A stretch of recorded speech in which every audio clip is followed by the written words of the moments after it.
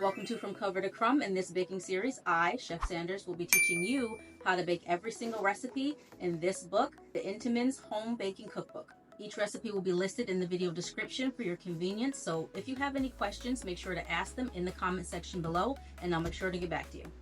So without further ado, let's start with our first recipe, sour cream muffins.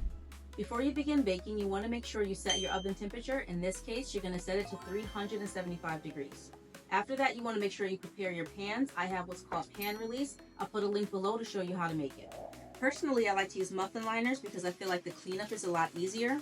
But if you want to use the pan release, all you do is give it a good mix and smear it in the inside of the pan. Then just set your muffin tin aside for later. Our recipe starts with 2 cups of all-purpose flour, but I really want to show you how to measure it properly, but we won't continue to do this each time.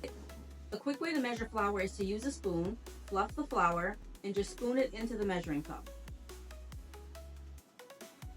This aerates the flour a little bit and allows it to not be so packed into the cup. Once you have a heaping cup of flour, just take a flat utensil and clean off the top. Now we're going to sift all of the dry ingredients together. Add in the flour, a pinch of salt, 1 tablespoon of baking powder, a half a cup of sugar, and just sift that into the bowl. Sifting is really good to make sure you remove all of the clumps out of the sugar, and sometimes you can end up with a whole bunch of large sugar crystals that you might want to get rid of. Give this a good mix to distribute all of the ingredients throughout the flour. Now you want to set this aside so we can mix our wet ingredients.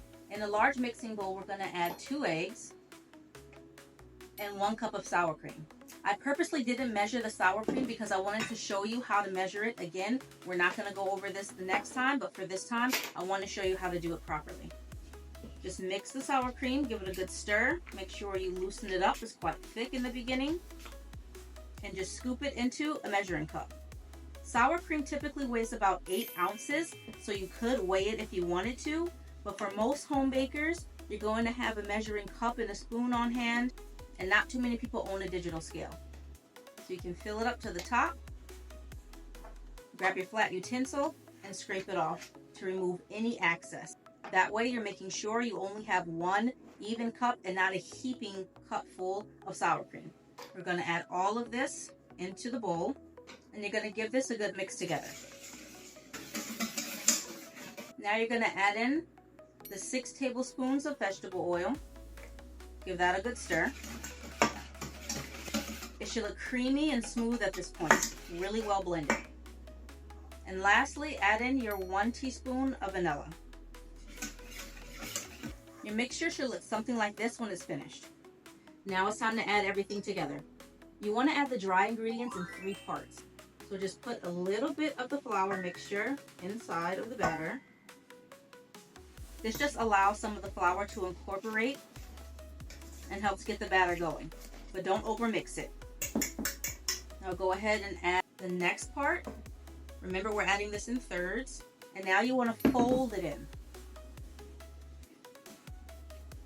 We're folding it in so that you don't end up overworking the batter and make the muffins tough. Make sure you clean around the sides of the bowl and scrape the bottom and slowly lift it and let it fall off the spatula. Add the last bit of flour, stir it, and we are finished. This is a finished batter. Here is a close-up of what the batter should look like. Nice and fluffy and not overmixed. I have a size 24 scoop to scoop out my muffin mix to make sure everything comes out nice and even and that it bakes evenly.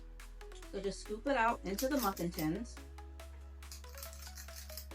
And that's actually going to be it for this. 1 with a muffin liner, 1 without. I'll show you the difference. It's not much of a difference, but I just want to let you know and show you that it's okay to just leave it the way it is. But for my home purposes, I want to make jumbo muffins. So I'll let you know what it looks like after it comes out and about how long it bakes. So if you're interested in making jumbo muffins with this recipe, then you'll know how long it takes to bake them. This is a size 10 scoop, which works perfect for jumbo muffins. I like to make sure I clean off the excess by scraping it up against the bowl and leaving some inside of there. Then just center it and pull the trigger. Now you just want to pop these in the oven for about 20 to 25 minutes. The pan release allowed the muffin to come out nice and easy, but there is no difference in the taste of the muffins. Because the batter was exposed to the direct heat of the muffin tin, one of the muffins are a little bit darker, but as you can see from the inside, the interiors are exactly the same. The jumbo muffins cooked for 22 minutes and came out beautifully. That's all for this recipe, but in the next video, we'll be diving into a chocolate lover's dream with double chocolate chip muffins. If you'd like to own this book, make sure you check out your local bookstore or you can order it from Amazon online. See you in the next recipe.